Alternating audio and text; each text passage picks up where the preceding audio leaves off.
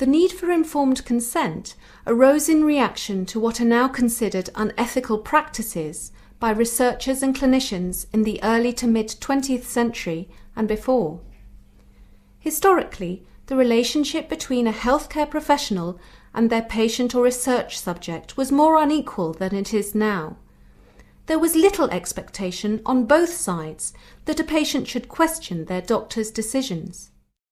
Unfortunately, in some research, such as the infamous Tuskegee syphilis study begun in the 1930s, some healthcare professionals have used people as research subjects without their informed consent.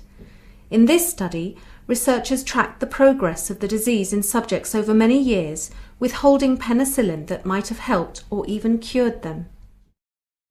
The horrors of the experimental practices used by the Nazi doctors during World War II led to the creation of the Nuremberg Code, which has as its first statement, "The voluntary consent of the human subject is absolutely essential."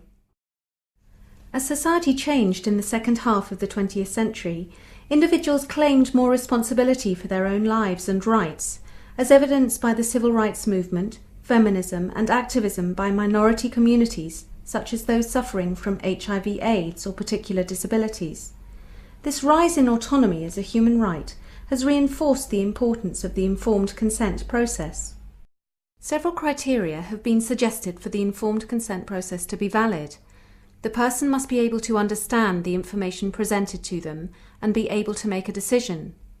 The person must be given enough information and at a sufficiently understandable level so that based on it they can make a decision. The person must understand the consequences of their decision. The person must be able to make their decision without being coerced.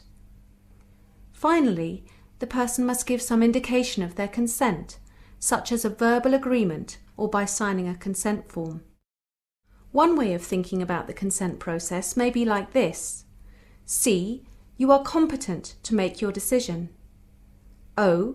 You are open to making the decision. N. You have the necessary background information to make the decision. S.